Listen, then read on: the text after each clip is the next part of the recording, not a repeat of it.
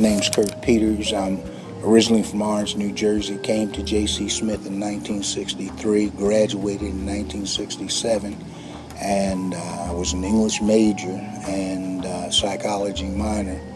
Fortunately, I was an English major because English has been the key to my success throughout the years, whatever success that has been. A lot of people that I grew up with, all 5 of my mother and father's children graduated from high school. 3 have graduated from college, so we were blessed.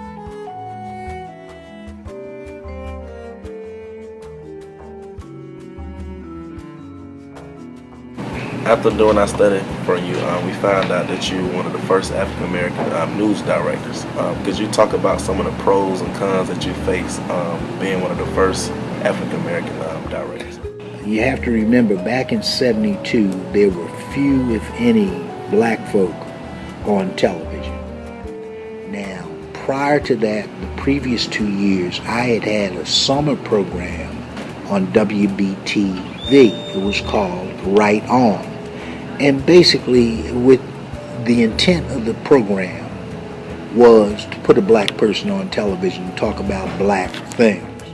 June of '72, I got a call from the news director at WSOC, TV Channel 9, and they asked if I knew of anybody who would be interested and could become a reporter for Channel 9.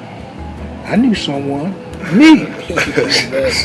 so I went down and did the interview. Had a nice meeting with Wayne Gotze was his name.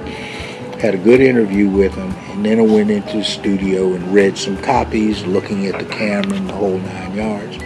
And it went well. They offered me the job, and 2 weeks later, I went to work at Channel 9.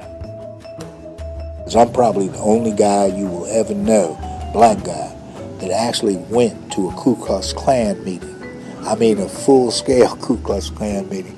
I happened to see a note in the trash can at Channel 9 about a Klan meeting that was going to be held in Rock Hill, South Carolina, and over the Easter weekend. So I looked at it and asked my news director, could I cover it? He said, if you're crazy enough to cover it, we'll let you go. You got to find out if you can go down there. So I called a man in Spartanburg, South Carolina, who was actually the Grand Dragon of the South Carolina Ku Klux Klan. His name was Robert Griffin. And I said, Mr. Griffin, my name's Kurt Peters. I'm a reporter with Channel 9. And I want to come over and cover your rally on Sunday night. Well, you can come, and as long as you tell the truth, just tell the damn truth. I said, well, yes, sir, that's, a good reporter tells the truth. I said, while I'm at it, let me just tell you that I am black. He hesitated for a minute and said, well, you can come, but we'll have someone with you. And so when I went down there to Rock Hill,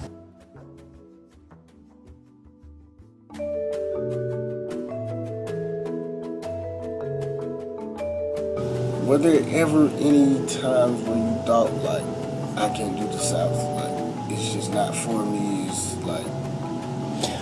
Well, in reality for me, is coming to Charlotte, North Carolina was like coming to heaven. You got to go to Orange, New Jersey to appreciate the difference between Orange and Charlotte. What's really interesting, whereas we were segregated in the South, we didn't realize that we were segregated in the North. Economic segregation is almost as bad as physical segregation.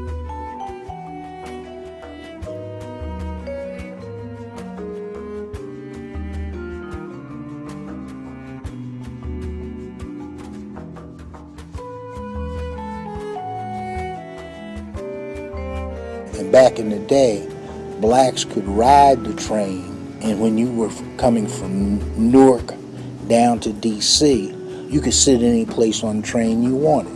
But as soon as you got to D.C., you went from the Pennsylvania Railroad, and in D.C. you went to the Southern Railroad. And Southern was all the Southern you could imagine, because all of a sudden you You were able to eat in the dining car and go to this room and that room.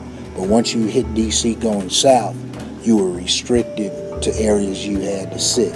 Half the time the cars weren't heated and it was cold or either too hot. I mean, it was a trip.